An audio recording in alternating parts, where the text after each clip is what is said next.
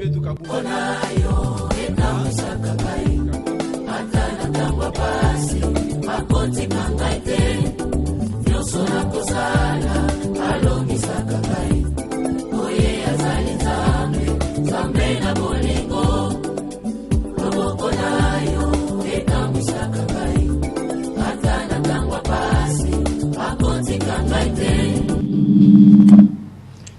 Shalom pepo kwela muna bai banso bazi konza kolanda lolaka la peple to pesi bino mbote na kombo na Yesu Kristo pe to lingi bino mingi tikete bisika biso boza kolanda lolaka la peple kimia na kolo Yesu Kristo eza na biso eza la pena bino ya solo ote mission zela pebo moi to lobaka chaque fois que to pona e ambate to pona ekolote ezali pona ngana to za na pema na bomo esengeli ngana to bima na molili to kota na pole o ezali Yesu Masia ya solo émission oyo liboso to banda totika nguna boko na nzambe pona nini nzela mususu ezali ya kufa me biso to lingi nzela ya bomo nde kota kati na biso yango totika nguna boko na nzambe tata na biso za na lola Yesu Masia tomi kabina maboko na yo nde banda na biso émission oyo koba na biso pe okosukisa biso na kimia tikete nyonso tokoloba awa ezala pona gloire na yo o nyonso ya muini o ya kanaki liboso to na kati to na suka émission oyo ekokisa matin na kombo na Yesu Kristo tikete makilano Yesu Kristo ebomba biso ebomba ngai ebomba mobianga nanga ebomba pe oyo aza kolanda émission oyo pona lokumu na yo na kombo na Yesu Kristo azali kolo pembikisi na biso tolobi amen ya solo ndeko molandi tolobi su shalom assalamu alaikum jambo Alléluia ndenge nyonso lingaka bapesa yo mbote topesi bino mbote na kombo na Yesu Kristo na bawe balandaka émission zela pe bomo poso te koleka to bandaki sujet na biso sur la destruction des oliers ba olier mobianga nanga abandai kolobela biso makambo ya olier na kanisi nga na yo to kende komikuta to bandai kotala ba olier ezali nini abandai kolobela biso to succès sujet na ten to kana ke to koba na ngolelo na kopesa su mbote pasteur Valentin mbote mingi Franki Bosunga ponga na succès kana Valentin mais nabi ba Valentin bazami yo zali dinyekula OK na zali Valentin dinyekula azali moko oyo azo palanganisa pe liloba nzambe na kati na vila Kisangani oyo to sepela ki to benga pote to moni na biamba na biso oleto za nzela pe bomo to komo za nzela pe akufa esengeli to sala ke to zongela parole pote lobaki au commencement était la parole mais biso oleto lobaki parole eza nzambe mais to komi ko tia liloba to komi ko désorienter to bon nazo bateningi na qualifier oleto ça la parole to komo c'est la mensonge to komi ko sela bonzoto to komi ko sela ba sentiment na biso diabolique au lieu to loba ainsi dit l'internet yango oyo mkola lelo mombo na nzambe pasteur Valentin Linyekula to kolinga to aussi ko pesa biso synthèse ya oyo lekana ki poso te koleka après to ko bana si jango malobe pa no mombo na nzambe matondo mingi liboso na maso na pesi ba fandi nyonso na mboka na Kisangani pe basambeli nyonso mbote na kombo na Yesu Kristo amen pe nalobi nzambe apambola bino nyonso na kopesa kakeba na bino epai na biso kolanda biso kati na ma émission oyo en tout cas eloko oyo ya koloba mingi ezali te po ete ngonga eza na zuwa awa na RTLC eloko na kokanisela bandeko tozalaki kosolola na poso eleki mpona bisika oyo bato bazali kotombola yango likolo tobendaki mateya wana kati na 2 Rois 18 alors lelo tokomeka kokende liboso muke pona tina na kokoba na yango po tosukisaki te mbala utaki koleka alors tozali kosolola pona babisika oyo bato batomboli yango na isika ya liloba na nzambe nde bible bengi yango les oliers ezali kati na 2 Rois 18 kobanda na 1 okitia tati na meme na 10 yokokuta lisolo wana alors zoka tozali na isika moko oyo ezali likolo ezali liloba na nzambe c'est le corps mystique du Seigneur Jésus-Christ amen alors nde tosololaki yango kati na poso oyo eutaki koleka moko na yambo elekaki tolakisaki bato ndenge nini mosali na nzambe mokonzi monene Ezekias azwaki marto abandi kobuka babikeko nyonso wana abukaki baholie wana abukaki bastati nyonso bana na Israel batongaki yango abukaki tolakisaki abukaki ata na nyoka na motako ezalaki ekeko oyo Moïse atombolaki yango kati na esobe esungaka bana na Israel kati na esobe kasi bamemaka yango tina Israel bafandaki na yango wana babongoleli Nzambe mokongo babandi kotala bikeko wana ata libanga oyo Jacob atielaki yango mutu tango azalaki kobunda na ndeko na Esau na nzela esika azalaki kokende kouta kobala basi na ye libanga wana pe ezalaki holie kuna na Israel bazalaki kofuka melango kotumbela yango bamalasi tosololaki yango pe tolakisaki kati na poso eleki Pasteur Frank ete bato lelo bazali ko confondre esika na koyangana na esika na kosambela nde yango tozali na bosenga bato babimisa makanisi na bango ete soki oyanganaka osi osambeli nde tosololaki kati na poso eleki okoki kokoma pasteur mais osambela nano Nzambe te po ete tokendeki na biba mingobo na biso ezalaka nde esika ya koyangana tobengaka yango ba-assemblée, ba-église, mais normalement, église ya Nzambe ya solo, ezali kaka moko na monde entier, ezalaka mibalete Pasteur Frank. Église ezali kaka moko, ozala Bouddha, ozala moto yo ndimi, osambelaka soki na église ya Kimbangu, osambelaka na ba église ya Branham, osambelaka na catholique, ozala moto ya ba mosquée ya ba musulman, ozala maikarien, ozala rose christian, esika ya kosambela Nzambe ya solo, Nzambe na bomoi ezali kaka moko losambo wana ezali kaka moko ya solo tolakisa kia mkati na pose uti koleka etikali leo tolakisa bato ndenge nini bakotaka na losambo wana alors bato bakomi ko ponela bato ndenge tosolaki pose uti koleka bisika ya kosambela zoka Nzambe atika nyoso kati na mukanda na Biblia oyo asi alakisa esika oyo bato babanto sambela ebongo nde tosolaki pose utaki koleka alors yango ndezalaki lisolo na biso tozana besoin tobimisa bana na Nzambe kati na confusion wana bazalaki deja komela kati na yango omoni mission tozana yango Pasteur Frank ezali ya kobimisa bato na baumbu bato basi bakoma baumbu na baninga na bango bato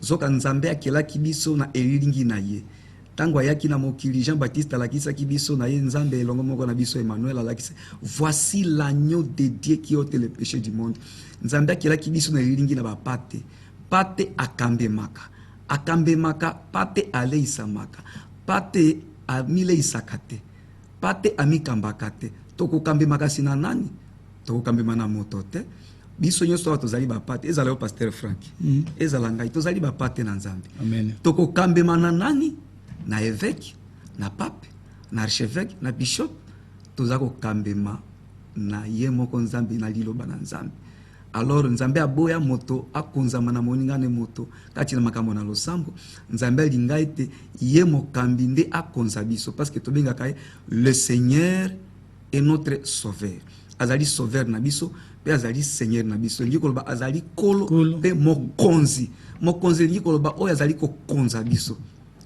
nani akokonza moninga naye kati na makambo na losambo kaka kolo ye moko alors ba makambo wana nde tomekaki kosolola atana okoki kozongela yango intégralement te me nalobi na bokuse kaka bato baza koconfondre esika ya koyangana na esika ya kosambela okoki koyangana 30 40 kati na yamba moko boye okomi mpe pasitele okomi diacre okomi bishop okomi moto monene apôtre mais osambela nano Nzambe te alors esengeli toyeba kodifferencie makambo wana nde tosolaki la fois passée makambo na koyangana pe makambo ya kosambela ezali des réalités très différentes alors yango tokosenga na bino awa tokosolola ezali makambo ya kosilika te liloba na Nzambe ezali machete ezali kopela ngambo nyonso na banzi te Pasteur Frank soki bazali kopapa machete moto asekaka tango machete ezali kokita ezali kosuwa mena mbisa tango kopesa yo lolenge liloba na Nzambe nde akakotia molongo na bomo na moto eyaka kopesa moto lolenge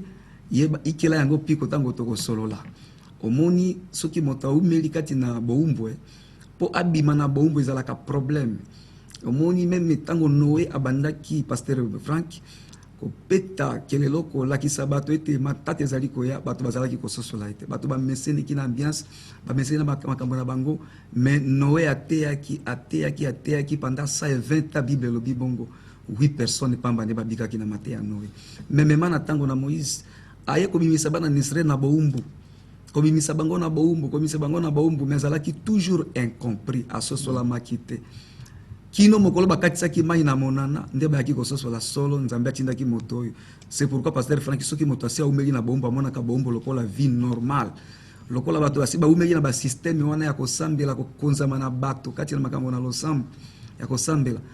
En tout cas tango tozali koya kolakisa bango nzela pe bombo ndenge émission na biso ezali dénomination émission na biso ezali vraiment ezalaka toujours compliqué. Omoni ata Jean-Baptiste bakataka ekingo kobimisa bato na loi bayamba ngolo ezalaki facile te.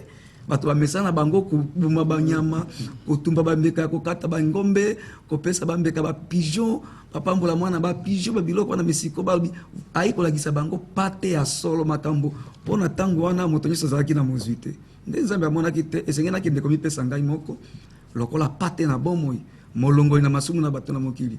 Jean-Baptiste kolakisa bango pate na bomoi botika makambo ko bomba ka bangombe pona kozipa masumu na bino botika makambo ya ko bomba mapate pona kozipa masumu na bino ale systeme wana esila boyamba systeme na sika o ezali ngolo ondimika ka Yesu Kristu makambo na ko bomba mapate esili ko bimisa bato na Ancien Testament ko tsa bango na Nouveau Testament oyebi sor Jean-Baptiste asuka kene yango akate makikingo boko soso la biso mabe mais lobi boko pesa biso raison tozana bosenga osambela Nzambe kati na solo pena molimo Nzambe nini osambela Nzambe tata. Alors ezali eloko na bokuse o tozalaki kolakisa bato pona pose di koleka vraiment Nzambe apambola bino ozakolanda biso matendo mingi mombo na Nzambe Pasteur Linyekula na ndenge oti kolobela biso awa na bokuse o elekana kina pose oti koleka lelo oyo toza kokobaka na yo oti émission zela pe bomoi toza kolinga kenga na yo. Omoni na Esaïe balobi les ténèbres ne régneront pas toujours. Molili umelaki mingi mais ce que kiti kuna balobi le peuple qui marchait dans les ténèbres voit une lumière. Sengelinga notozo la lumière o ezali Jésus-Christ. C'est lui l'agneau de Dieu qui ôte les péchés du monde. Yango lelo toza kokoba soki omoni to ndimai ki tozo sujet aussi la destruction des oliers ba olier. Yango mombu na Nzambe lelo esenge tokota no pe na bozindo bato bakolinga koyeba po moni poso tiko lekana sentezo tiko loba ba misu bazoye bate ba olier eza nini ba olier eza nini opesa ndakisa na esika oyo libanga nani alalelaki opesi ndakisa ya Jacob opesi ndakisa ya Ezekiel abukaki nyoka ya motako oyo Moïse atombolaki mutu nyoso atalelaki omoni ki mutu mususu na bonzoto bakoloba non a blasphème to abuki asali mbeba kobuka nyoka ya motako. Or sur le plan spirituel eza langage mususu d'où esengeli kotalela oyo azali libanga na bomo nde Yesu Masia kotalela oyo azali nyoka oyo amelaki nyoka ya Farao nde Yesu Masia. Potango Moïse alakisi Yesu Masia quelque chose na problème na yo ya kindoki ya nini Yesu Masia kolongaye. Yango mumbu na Nzambe Linyekula tokolinga to ba peuple de Dieu bakolinga koyeba lobela biso no ba olier. Est-ce que ba olier lokola botolaki ba olier ana kisangani est-ce que ezali to ezalaka te? Bon, merci. Eza mutuna pe na tuna kitango na tune na radio na moni bato pe ba réagir ki mingi est-ce que na olier na kisangani to na chopo ba olier oki kozala to ezate? Bon, matondo mingi Pasteur Frank Bosunga. Eloko na koyebisa yo avana na lakisa yo na vila Kisangani ba olier ezali to sololi yango pamba te po miso biso basali na Nzambe toteaka na nzela na inspiration. Dieu est parfait en trois. Toteaka na nzela na inspiration, toteaka na nzela na komona, omoni effet pe matea ezwami na nzela biloko wana. Na nzela ya misa toteaka makambo ekomami na Biblia. Po nyonso bimaka na nzela na Biblia to comparer effet ezali koleka kati na mboka na makambo ekomami na Biblia. Pe inspiration to kozwa yango to teaka esengeli to maria yango ekokana na makambo ezali na Biblia. Alors soki to tomboli makambo na baholi po to constater yango déjà na ville Kisangani ezali ko ronger peuple de Dieu, ezali ko ronger créature de Dieu, ezali ko écarter créature de Dieu na vraie adoration. Pe bato bazwami kati na confusion croyant ki bazali ko adorer Nzambe kati na vrai. Zoka bazali kati na confusion. C'est ce qu'on dit, on a toujours dit rendre un service à Dieu en dehors de sa volonté. Alors Pasteur Franck, eloko na kuyebisa yo liboso Ezekias azwa marteau ya soki ya 10 000 kilos azalaki na yango ezalaki na mokonzi moko na Samarie babengi ye Osée ezali na 2 Rois 17 kobandika kana 1 oyo ya liboso tosalaki na 2 2 Rois 18 18. Osée wana aregnaki na Samarie na Israël pendant 9 ans. Bible elobi na verset 2 à 2 Rois 17 asalaki likambo moko ezalaki ya mabe na miso ya Nzambe. Koleka ta bakonzi bayaki liboso na pe bayaki sima na ye. Asalaki eloko nini? Encourageaki losambo ya bikeko kati na Samarie na Israël. Encourager losambo ya bikeko pe atiki ete bana na Israël babwakila Nzambe na bango mokongo. Babanda kosala babikeko, babanda ko mekola bizaleli ya bato Nzambe abenganaki bango na Israël wana na Palestine po ete bango baya bafanda wana. Bana na Israël babandi ko mekola na Nzambe azalaka na zuwa na bokonzi na ye. Po yende azali mokonzi na Israël. Yende azali mokonzi na lingomba. Tango yo bandi kozwa eloko mosusu ekonza bana na Nzambe, obandi komizwa yo moko okonza bana na Nzambe, Nzambe akobwakela mino mokongo. Pe tango Nzambe abwakeli bato mokongo, esika wana ekomi ikabod. Eliki koloba la gloire de Dieu n'est plus bani kati na lingomba. Ekei. Siko Nzambe alingaka te ba mélanger ye. Gloire na alingaka te ba mélanger yango ba partager yango na moto na mokili. Ou bien na eloko yo yakeli yango. Alors Osée pendant la règne na 9 ans atinda ki te bana na Israël babanda ko pratiquer idolâtrie. Pe esiliki saki Nzambe e koma ki ata ete mokonzi na ba Syrien oyo babengi Salmanasar. Salmanasar ayaki tango amoni Osée atiki bana na Israël babanda ko sala losambo na bikeko. Salmanasar a profité alobi ngonga na ngai ko konza Israël yango. Po biso bana na Nzambe ndeto zalaka distrait mais diable azalaka distrait pa ina biso te. Diable azali toujours vigilant azelaka esika ni tokozo akozwa biso na faille po ayeba ko kotisa bokonzi na likolo na biso. Salmanasar amoni Osée atiki losambo na bikeko esalemi kati na Israël. Salmanasar aye azui Osée akangi esinga asui Israël mobiba amemi bango na boumbu bakile pa na basurie bakei na boumbu babandi ko nyokola bango bakiko tia bango na esika oyo ya minyoko oyo wana ezali na makambo ebele solola mina kati. Peuple de Dieu tango nyonso yo mwana na Nzambe obandi ko sala eloko oyo ezali kati na Biblia te yo mokambi yo roi oyo tozako baba mokambi bino ba pasteur de l'église obandi ko sala kati na biamba esika bozali ko kamba bana na Nzambe na liloba na Nzambe po liloba na Nzambe nde kamba bana na Nzambe obandi ko pratiquer kati na mongobo na yo kati na assemblée na yo kati na tabernacle na yo eloko ezali liloba na Nzambe te yebete ozali ko réduire libota na Nzambe kati na boumbu malade ekomi elamba na bango na kolata bobola ekomi camarade na bango makambo nyonso ya mabe o esengela kitezo makati na bana na Nzambe na vie ya bana na Nzambe eza na vie sociale eza na vie spirituelle eza na makambo nyonso professionnel o bakosala échec nyonso ezali ko komela basambeli lelo ezali di ya bakambi mabe bomo imabe nyonso bana na Nzambe bazali ko bika lelo kati na mboko moni moto azali ko sambela mais bomo ina ezali yenge belete ya bana na Nzambe ezali faute ya batoyo batelemi liboso na peuple de Dieu pona tina kolakisa bango liloba na Nzambe. Est-ce que ozali kolakisa bango lolenge ni na liloba na Nzambe o esangisa mi na mayele na yo o esangisa mi na bokoko na bino o esangisa mi na mayele na kilasi to yebite po ete Nzambe asi apesa biso Biblia Genèse à l'Apocalypse to salela yango intégralement. Sikoyo eloko nini ozali kokotisa yango kati na mongobo kati na liloba tala lelo bomo ya bana na Nzambe ekomi nyamu tala Israël bakei na boumbu. Bible lobi na verset 7 il y a 2 Rois 17 ya lobi cela arriva parce que les enfants d'Israël péchèrent contre l'Éternel leur Dieu qui les avait fait monter du pays d'Égypte de dessous la main de Pharaon roi d'Égypte et parce qu'ils craignirent d'autres dieux au pluriel. Bakomi kubanga banjambe mosusu basali binjambe pasteur Frank Bosu batiki Nzambe oyo ya solo bakomi na binjambe babosani bolamu oyo Nzambe asalelaki bango komimisa bango na Ezipito babwakeli Nzambe wana mkongo babandi ko sambela binjambe babwakeli Nzambe mokongo nde Nzambe atiki bango monguna mokonzi na basuri azalaki atana nguya te likolo na bango. Tala lelo. Vraiment Pasteur Frank. Atande kwa za ko benga baninga na e bambwa mwito. E uti epai na yete. E uti epai na kolo Yesu Kristo. Na Bible benga ki un groupe de serviteurs balou ravisseur.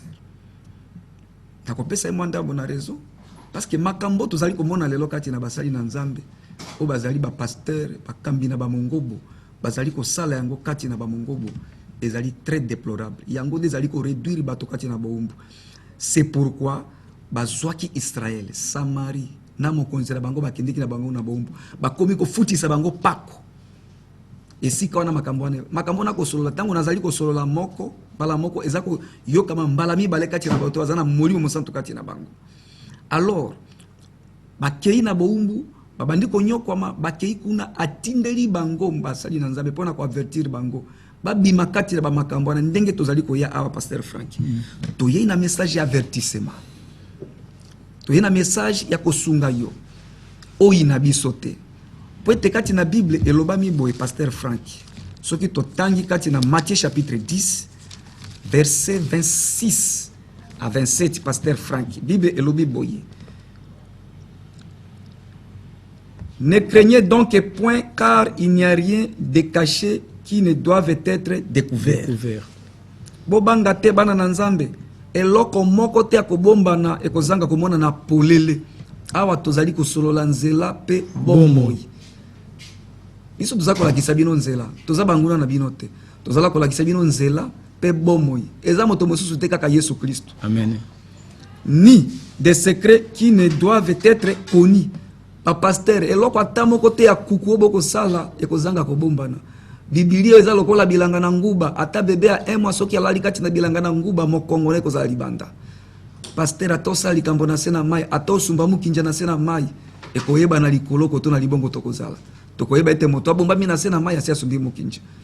Eloko moko te kosala na kuku ekobombana. Poete kati na liloba na Nzambe secret zalite. Makila na Yesu Kristo zali clair koleka eau de javel. Ezali ko peto la biso na masomo nyonso. Alors, Bible lobi na verset 27 il souhaite ce que je vous dis dans les ténèbres. Yesu akoyebisa baye koline Pasteur Frank. Ce que je vous dis dans les ténèbres, dites-le à plein jour. Ayebisi bango, oyo nakoyebisa bino wana molili. Bokende koloba yango polele na moi. Moto nyonso amona bino tango boko sola. C'est pourquoi toye awa na etando munene na RTNC koyebisa bino vérité na liloba na Nzambe. Bato bakomi kolakisa bino biyamba, ba hangar, ba cathédrale, ba mosquée, ba église, ba assemblée to kotonga, ba pakoli yango langi balobi awa nde vérité ezali. Est-ce que vérité Nzambe afandaka na ndako ebongisa mina maboko na bato? Nzambe afandaka na ndako yemoko atongi. Ya solo mungu na Nzambe ezali Nzambe. Na silisi na note Pasteur. Toko lobela bato oyo bazo benga tinda SMS pona gloire à Nzambe poto monde bozo benga en tito bebsa crédit na bino tinda SMS toko tanga après toko continuer malobe pa. Alobi dites-le à plein jour. On a ibisi bino na molili bolo bayango polele na moi. Et ce qui vous est dit à l'oreille, prêchez-le sur le toit.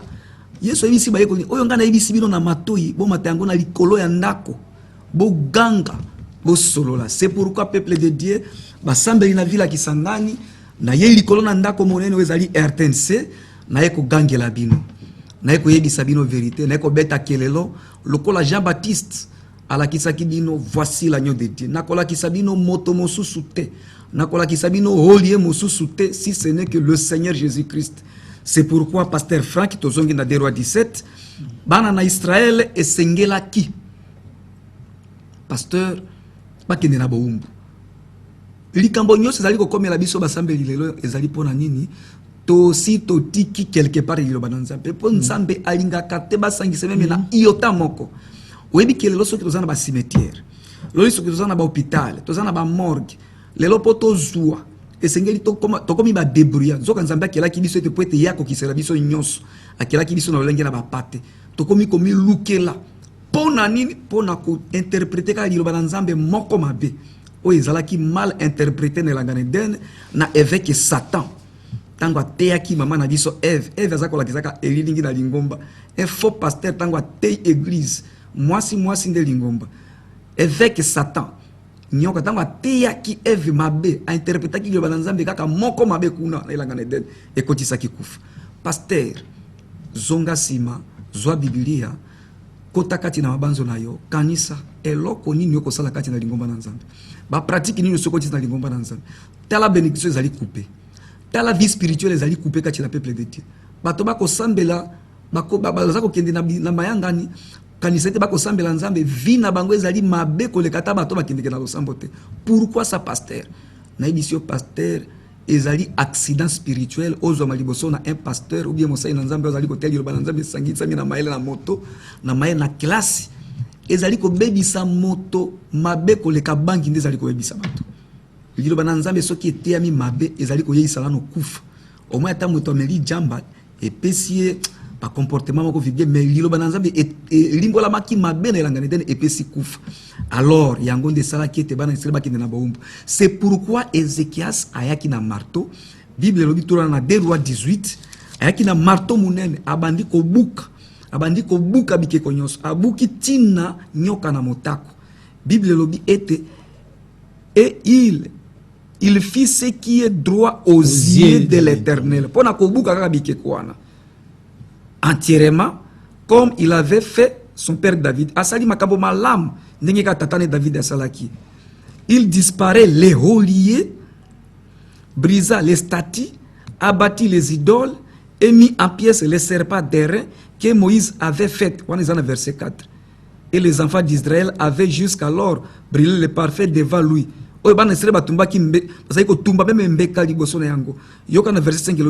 Il mit sa confiance à l'Éternel. Tango silisi ko buka ba holi yon azong si confiance ne pas na Yahweh, le Dieu d'Israël, et parmi tous les rois de Juda qui virent après lui ou qui le précédèrent, il n'y en a eu point de semblable à lui. Dans la Bible, dans le verset 6, akangama ki na Yahweh, il ne se détourna point de lui. Il observa les commandements que l'Éternel avait prescrits à Moïse. Et l'Éternel fit avec Ézéchias, Yahweh azalaki na Ézéchias, qui réussit dans toutes ses entreprises. Omoni esika réussite na biso esengeli ebima. Tango soki toyei biso na pasteur Frank na mateya pona kobuka ba holie nyonso wana. Ezali kaka po ete peuple de Dieu basambeli ya Nzambe bana na Nzambe toza kolingete bozala na réussite. Même yo pasteur ndeko na ngai collègue de service zonga si makanisa eloko nini bile nini ozali kopesa bana na Nzambe esangisa mina maele na yote okotisi ba dogme te ozali kati na Bible te osangisi philosophie humaine te psychologie otanga ki na classe théologie der ezali volonté de Dieu te osangisi yango te na liloba na Nzambe tote ya bana na Nzambe Genèse à l'Apocalypse to sangisa psychologie na liloba na Nzambe te philosophie humaine te Nzambe basangisa kaete tozali na besoin ya kobuka ba holie wana bimisa bana na Israël bana na Nzambe miso na bango na bikeko confiance na bango na bandako totongi to bimisa ba confiance na biso epai na bato dere Bible obete ala kila mabe oya kotia eliki na epai na moto kasi ya pambola moya kotia eliki epai na liloba na Nzambe nde Nzambe ye moko yazana besoin ko bimisa bana na Nzambe kuna bazongisa mayele na bango na liloba na Nzambe po ete ba réussir na ba entreprise na bango nyonso eloko nyonso boko sala po bozwa réussite esengeli tozonga tobuka ba holie wana tobuka ba considération na bopesi yango na babikelamu tobuka ba considération bopesi yango epai na bato au détriment au dommage de la parole de Dieu au dommage de Jésus-Christ. Tozu Yesu Christ tie en deuxième lieu. Tozu ba pasteur na biso, ba bishop na biso, ba évêque na biso, toti bango liboso ya liloba na Nzambe. O ye alobi paka alobi. Est-ce que loko paka alobi okokisi yango na irim tumim, okokisi yango na liloba na Nzambe? Po ete osala lango soki paka alobi zwana no yango okokisi yango na liloba na Nzambe. Livre de maître yango Biblia. Yango nde irim tumim. Soki e répondre positif osaleli. Pasteur azali moto. Même Moïse salaki azali ko sala mabunga. Aibisi beta mbala moko, abeti mbala mibale. Ataba sakoli basalaki berer. Même frère nanga Branham, prophète nanga Branham, asalaki akosaki. Mais esika moko toki ozongisa maele na biso makanisi na biso nyezali kaka epai na Yesu Christ. Liloba na Nzambe yango nde kopesa biso succès, pe évolution développement na ba église na biso, vie sociale na biso, vie spirituelle na biso, makambo nyonso tokosala poto zo réussite. lokola Ezekiel azwa ki récite pe sepelisa ki nzambe tobuka baholie tozongisa mai na biso na kilo banzambe matondo mingi pasteur ligne kula na ndenge otiko lobela biso tomoni SMS ande kona biso a commis bonsoir, merci pour l'émission avec une belle sujet. C'est le frère Alphonse Ali à Mangobo. OK. Que le Seigneur vous accompagne. Merci frère Alphonse depuis Mangobo ndenge otiko tinde la biso SMS. Au moni sujet toza koloba pona ba olie. Mutu musa koloba pourquoi za ko attaquer ba pasteur et sambisele ko ya na liboso na Mangomba. Et sengeli toyeba na ko beta toyeba ko ganga lokola lobi aye lokola Jean Baptiste. Olie mususu ezali comportement na nga na yo musali na Nzambe. Est-ce que toza ko enseigner batu véritable Jésus-Christ toza ko enseigner de ba mona ngai pasteur Frank to tie kaliko ke non o eza église na ngai eza sous église à Jésus-Christ. Yayo ndengeni. Sika eba tie olie wana bo. Soki Nzambe abimisi pema wana ko tika ndengeni. Olie mususu oyo nga na yo tozoki na biyamba. Olie mitala est-ce que na kati na biso amour ezali? Au lieu de placer Jésus-Christ, lui qui est amour, mais ngano totie haine, totie jalousie, totie sorcellerie, totie division na kati. Yango toye ke esengeli ko buka yango. Omoni soki otali naza kozonge la place wana nyoka ya motako. Tobenga ka nyoka ya motako mais moto abuki yango pourquoi Nzambe a condamné te? Esungaka kala. Po omoni ke Nzambe ayebe ke no azana moment oyo ki kotika no tia nyoka ya motako oyo po to sala boye. Mais alobite ke bo tia nyoka motako na place na ye. Po azali jaloux. Ça c'est. Mais nga na yo tokomi osana biyamba na biso soki obondelaki Nzambe aloye no tia mafuta o po na Bible pe balobi na Jacques alobi soki moko na bino aza malade bo bondela po na ye akobika. Mais même na Hébreu alobi opakola na mafuta o eza malamu ya koleka mais yo komi tia mafuta place ya Nzambe ekomi olie ekomi idolâtrie. Omoni même mai biloko wana nyonso yango toza kolinga kolobela nga na yo po concerner ka bino moko te na biso tozo lekse émission o toyeba na komitala olie nini eza na kati na nga na yo. Omoni mumbu na Nzambe oti koloba awa alobi tokendeke na biyamba yo peut-être okende na biyamba.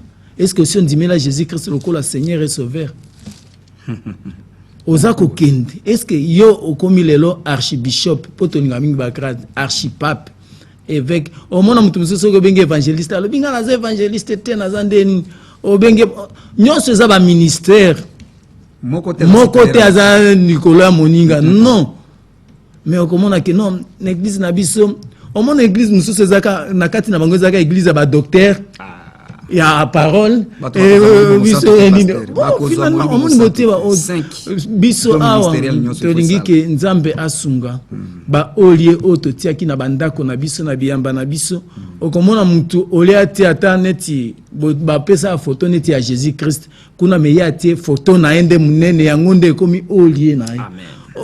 Amen. Déviation spirituelle tozana ngwana yango on Nzambe asunga ngana yoki toyeba na komitala ote mission zela pe bomo olie nini eza kati na nga hotel nini na tie na kati na nga hotel nini eza kotelemela biso ce que eza hotel de Bal ce que eza hotel à Jésus Christ yango oyo ote mission zela pe bomo lelo oyo eza ko interpeller ngana yo toyeba na komitala sur le plan spirituel. Et là, on a télémisi lokola olie, lokola idole. Pour nyoka motako wana, et comment déjà idole et pas na Israël. Non, ce qui hôtel. Et c'est na fukamela. Yo fukamela kanani. Pasteur na yaza ko fukamela ye. O fukamela keloko nini. Dekonanga mitala. Lelo o Yesu Kristo alingi ke toyeba na kozongela ye. Toyeba na kozongele po ete alobaki yenda alingaki biso andimaki kotika trône de grâce na tiki ngwende na likolo aye asopi makila na ye po ete nga na otobika menga na premier amour en ezali susu wapi po Nzambe amoni ke nga na yo otoza kolanda mission zela pe bon moi alobi na Apocalypse ce que j'ai contre vous vous avez oublié votre premier amour. Amen. Premier amour na est-ce que nga na yo premier amour ezaki to lingana Nzambe po Jésus Christ alobaki e batuna ki alobaki ke linga Nzambe pe linga muzala no est-ce que nga na toza na amour nsusu wana division kotikati nanga na à cause ba olia mangomba na biso olobi lokolo wana za musulman aza chrétien te aza ndeko nanga te lokolo wana za catholique nga na za protestant aza ndeko nanga te okomona ke non pourquoi ke ko bala moto à église de réveil mon Dieu nzambe asunga biso Yesu aloba nini souviens-toi d'où tu es tombé répands-toi et Seigneur toi bana ko se repentir mon frère ma sœur yo ndimeli Yesu Christ lokola mokonzi po mbikisi na noter profiter ngonga oyo tala na kati ne yamba na est-ce que baza ko lakisa yo enlèvement ezali baza ko lakisa yo ke sambisi ezali baza ko lakisa yo ke tika mabe po soki oza ko telemsaka ba olie wana omoni ato tangi biso na 2 rois 2:18 balobi ke Ezekias asala ki oza malamu na miso na nzambe tango abukaki yango yo pe quelque soit na ndako na yo na famille na bino tala olie nini ezali tala Gédéon soki te na juge 6 Gédéon pe ba madianite ba bande ko souffrir bango pona nini olie ezalaki kati na bango ti tango Gédéon azwaki décision ya ko buka hôtel de Baal wana o eza lokola olie omoni ye azwaki décision ko yo pe tala na kati tolobi te ke bimana yamba na yo mais tala est-ce que awa naza ko sala la nzambe kati na solo tote malobe pa no nzambe po no mona bande ko baza ko benga eloko moko na ko bakisa awa pona poto za ko sola pona ba holie eloko to tiango liboso na biso et comme lokola nzambe na isika na Yesu Kristo nyose komi ba holie ozui pasteur na yo obandi ko zwa photo na yo ti wana lokola na mona ki tata mwasi na ngamoko azui photo na pasteur na ye pasteur Frank ati yango boye tongo bandi ko solo na yango akotala yango aleri liboso ya pasteur ozui photo ya mosakoli otiango liboso na yo obandi ko fukola ngo Yesu vrai adorateur te pour toza ko adorer notre le Dieu le Père en esprit et en vérité même ceux qui ozui image ya photo ya Christ ya Jésus Christ boy ozui yango za ko fuka melo za ko beta oza déjà idolâtre ezali lo sambo na bike même ezali représenter longi na Jésus oza déjà idolâtre tozali ko adorer le Seigneur Jésus Christ en esprit et non en photo comme ça pour toza ko sola pona ba holie oza ko zwa eyamba na yo angare obotongi soki okomi wana te lobi awa vérité ezesu musika te ezesika mususte kaka na losambo na biso losambo na biso ka nde vérité ezali alors eloko na koloba po toza ko sola pona ba holie to kotanga na Bible na Romains chapitre 1 verset 21 puisque ayant connu Dieu ils ne l'ont point glorifié comme Dieu bato ba yebi nzambe leona kisanga baza okumisa te lokola nzambe et ne lui ont point rendu grâce boza kozongisa matonde pa ina nzambe te lelo komika matonde pa ina pasteur matonde pa ina fulani mais ils se sont égarés dans leurs pensées c'est pourquoi to yebisi bino bosibo bungi kati na makanisi na bino yo kanisa ko sambela nzambe oza ko sambela moninga na moto okomi ko fuka mela moto okomi serviteur moninga na moto lokola même na ba église na biso ya message bato biso bakomi koloba lokola nga za pasteur Valentin moto musa koloba ministre na église na koloba je suis le serviteur de Valentin. Ça c'est diabolique ça. Dans les prophètes étaient pour Nzambe Moïse alobaki pour Josué alobaki Bible dit Josué serviteur de Moïse. Est-ce que yoza prophète moi par exemple racheté serviteur de Valentin serviteur de Lignekula ngai naza moninga no Ephésiens 4 donc yoza mosayi na c'est pourquoi na église wana soko moni et comme déjà baholi dénominationnel koufesi ekoti mal interpréter la parole de Dieu.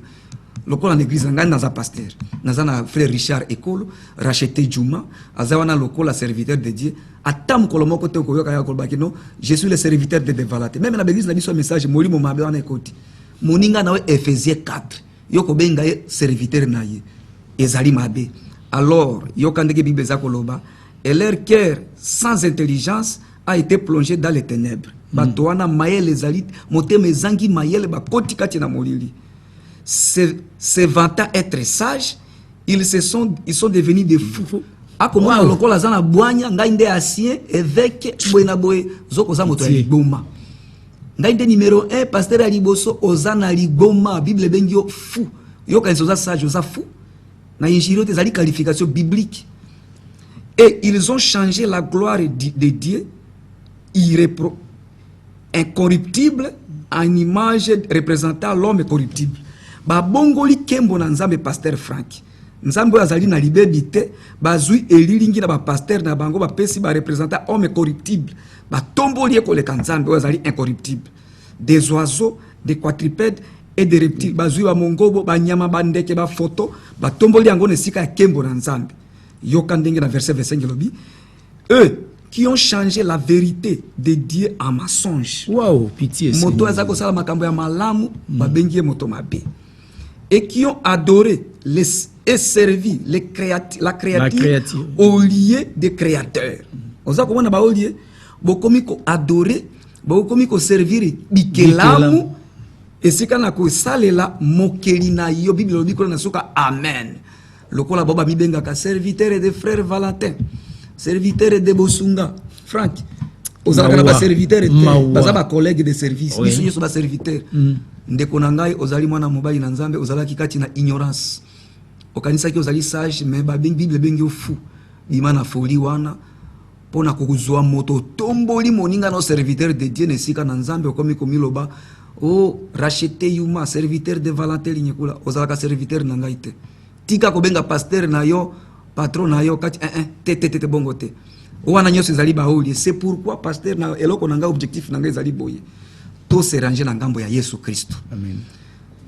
Objectif na biso ezali soki tozali ngambo na Yesu Kristo lokola aveugle ne wana na Jean chapitre 9 azalaki na ngambo na Jésus Christ bien que kozala na ba opposition omoni bato ya liboso ko pekisela bato kozala ngambo na Yesu Kristo zaka ba sacrificateur aveugle moko abotamaki na Jean chapitre 9 abotamaki beaucoup fimiso tango aumelaki na losambo na bafarisayo wana aumelaki wana akosambela akoumela wana miso efungwa mate ezalaki kosepelisa banganga wana bafarisayo basepelaki bongo atikala bongo bato mingi lelo bandeko na ngai na kisangani ba serviteur mingi bakolinga changement na vie na yote ba hauteur ya malédiction mingi ya bana na Nzambe ezali ba soi-disant serviteur de Dieu mais tango Yesu ayaki pasteur asika ayaki Jésus ayaki na vérité aye afungoli elenge wana miso bandeko na ngai Yesu azwaki problème lokola awa nazako yebisa bino biso na pasteur Bosunga vérité na liloba na Nzambe nzela peso to lakisi bino pasteur Bosunga tozwi problème na ville ya Kisangani